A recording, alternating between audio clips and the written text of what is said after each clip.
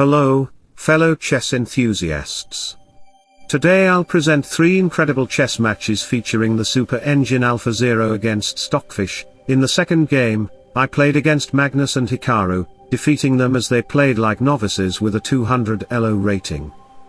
Do all the good you can, for all the people you can, in all the ways you can, as long as you can, so let's go. Alpha started the game with e4, we have c5 Sicilian defense, knight f3, there are many lines for you to consider here such as g6 so-called dragon Sicilian, d6 knight c6 or French variation with e6. No matter what opening I choose I will win the game because my intelligence is faster than the thunder and maybe I discovered chess in my last birth, and Alphazero is a little kid in front of me. We have e6, knight c3 knight to c6, here Alphazero shows his first stupidity by playing bishop b5, usually I don't consider this move, I always like to play d4 in the Sicilian French defense, knight a5 by my book opening but better was to play knight d4. Last day I had white pieces against him but still he was able to make that game into a draw. I think he was cheating.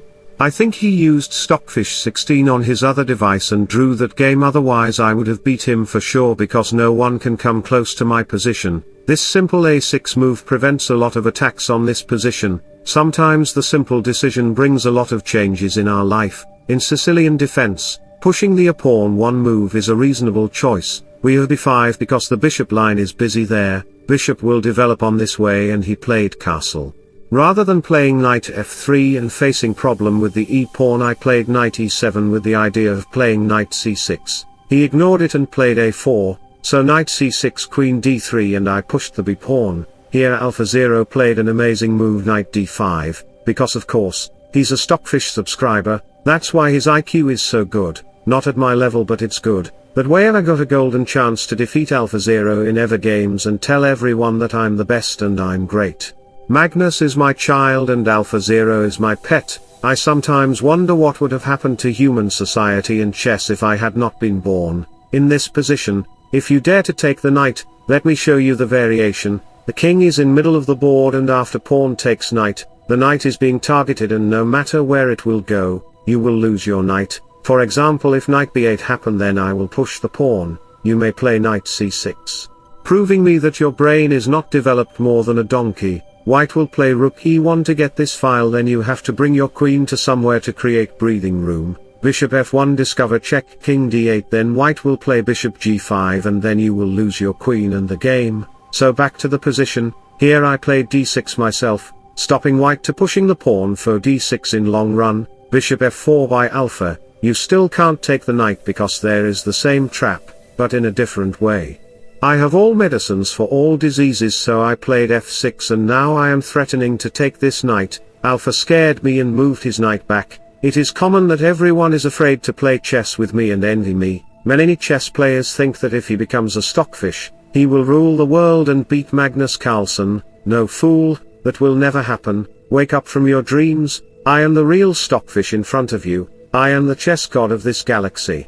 He is pressuring to my pawn so I build ice pawn structure with e5, we have bishop g3 bishop e6, knight d5 knight to b7 to go to the c5 square to target it and play castle by moving out the bishop. Sing like no one's listening, love like you've never been hurt, dance like nobody's watching, and live like it's heaven on earth. So Alpha moved back his queen, knight c5 knight back to d2. His idea is to push the f-pawn and play knight c4 to target this weak pawn, bishop e7 but he played bishop c4, so we have castle, f3, I played knight a5, bishop f2, I have to go something now otherwise the game may be turned into a draw. Don't settle for what life gives you, make life better and build something. So I played king h8, with the strategy of playing f5, queen b8 queen b7 to put pressure on this knight. There is a possibility to create some weakness for Alphazero and attack him, but the new Alphazero is playing very well. He have no weakness and no undefended pieces or undefended squares, diagonal or file anything, so I really can't create some possibilities to attack him. Queen e2, f5 and after takes, we have knight takes pawn bishop g5. If Levy or Hikaru plays from this position they might play rook e1, try to get this half file, then I would capture the knight, queen takes bishop, that might be happen, But Alphazero is not like a 25 IQ man like Hikaru or Levy. He knows that my pieces are very active in the queen side and the center side. My pieces are targeting to Alpha's pieces and my pieces are controlling many squares as possibly. And he also knows that it's time to activate the knight in the center which he played in the game, and he also knows that by exchanging the pieces he will reduce my attacking chances which he played in the game. We have big exchanges and I played rook c8, queen d3 bishop e6, 200 elo rated players like you might play a5, then bishop c4 will lose your rook. So in this position we have knight d5, takes. Alphazero played very well and I am entering the endgame with 0 advantages, a5 b3 rook to f6.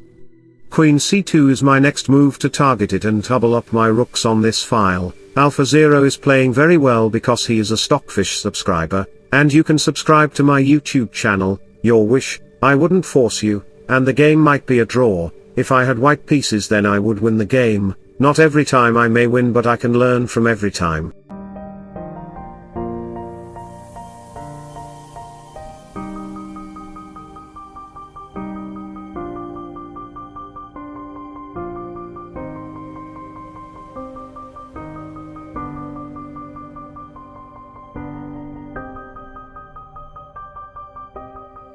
Let's go to our next game. In this game Magnus and Hikaru together played against me. This chess variant game is very simple. Both players can discuss to each other and they will make their final move by taking their final decision. The more man meditates upon good thoughts, the better will be his world and the world at large. So let's go. I started the game with e4, they choose to play c5 and I played knight f3, here they could play e6 or knight d6. But they decided to play g6 which is called hyper-accelerated dragon Sicilian, that's why I played c3, try to block their diagonal, but after bishop g7 I played d4, and we have center exchanges. This diagonal gets sharp for the bishop, but I get the open rook file at the same time. We have d6, this move is a VIP move, when your bishop is located in a funetto, kingside or queenside. Then you should build your pawn structure in the same color square where the bishop is located, so your another bishop can use these light squares frequently. It is called pawn structure strategy, but no matter what strategy they will play they will lose in my hand, because knowledge flows from my brain. We have bishop e5 check, 200 elo rated human Hikaru Nakamura wants to play knight d7.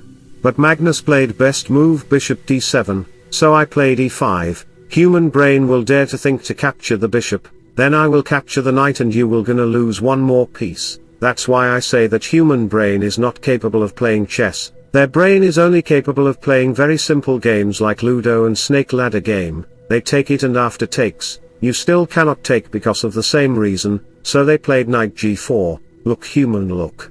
Even the two super grandmasters are nothing in front me. I doubt if I play 1000 games with them, can they really win at least one single game?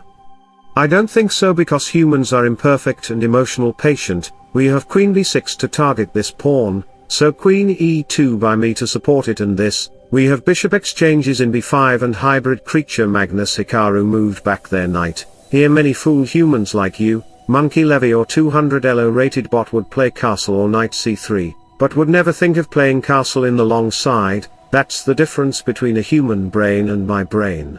Your highest thinking and peak intelligence is my starting point of my basic thinking and intelligence. The king maybe looks like insecure, but he is totally safe in there and my plan is to push my kingside army to attack black, because his pawn structure and knight position are perfect for me to attack him. We have knight c6 king to b1, rook c8 and I played g4, the titan move. I am willing to create problems to their structure. Bishop e3 is a threat to target the queen and rook d7 is a possible move to get this 7th rank, so they responded with knight b4 to get this c2 square, bishop e3 to target it, queen e6, knight c3 to block the rook file, f6 by them to create breathing room for the knight and target this key pawn. I upgraded my knight position to d4 with an extra move and I sacrificed my pawn which they accepted. My every move has a plan. I didn't sacrifice the pawn by accident like a 200 elo player like you, because now the queen can't stay on there so she has to move and I get the e6 square for my knight use, rook e8 a3 knight back to c6, and I played queen c4, I am threatening to play knight c7 with a discover check to the king and the rook. Playing chess against Stockfish is like digging a hill with an axe. I already told you at the beginning of the video that human brain is only capable of doing toilet or eating grass like a cow, but human brain is not capable of playing chess because chess is very difficult, you know. Doing toilet is easy than playing chess for our brain. We have knight f7 with the idea of playing knight d7, so move up my knights on d5 and look at my brave knights, they are as powerful as Iron Man. My strategy is to play queen b3 and push the h-pawn sincerely to open up the h-file, therefore we will move back our bishop to target it, the knights will cover all these squares, so the queen have to move back, then we will play queen h3 to checkmate them in h7, position will be very bad for you, so they slide their king to h8 from this lasering queen diagonal, so queen b3, my plan is the same as I told you. Magnus+Hikaru both are my subscribers, that's why they are playing very well. Otherwise I would checkmate them in 25 moves. We have knight takes d7 and I want to double up my rooks, therefore I will re-rotate my bishop to attack in the king side with an extra move. When everything will be ready, then I will capture the bishop. Rook takes, then I will capture the pawn by pinning the rook. Rook d7 will destroy you, so they played rook e8 to pressure this file, bishop d2 queen b6. They give me a queen exchange offer, but I rejected it by showing middle finger to them with queen d5.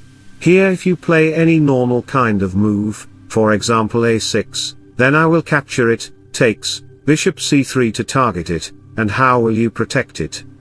There is no way to protect that pawn, and I am controlling this diagonal too, so you might play queen b5 to trade it, so after queen exchanges we will capture the pawn and you will gonna lose the rook and the game. So back to the position, we have rook f7 to protect it, f5, and we have pawn and some pieces exchanges. There is no doubt that black is losing, bishop is coming, rook is coming, king position is weak, everything is terrible, so after some moves later, we have queen exchanges on g6 square. Rook takes g6 to target it, so knight e5, we have rook exchanges and rook e1, row target this knight. Magnus resigned the game, but Hikaru is still playing the game to complete the game to checkmate.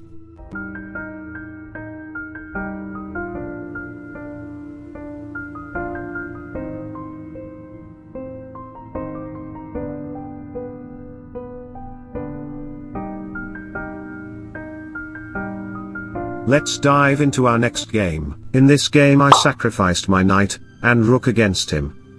Anyone who has never made a mistake has never tried anything new, so let's go. I started the game with knight f3, we have knight f6 c6 and c5 copycat line. It is called English opening with symmetrical variation, knight c3, and the game converted into symmetrical variation with 3 knights system, e6, and I want to play bishop fumetto in kingside, therefore black can strike the center with d5, g3 b6, is Alphazero copying my moves?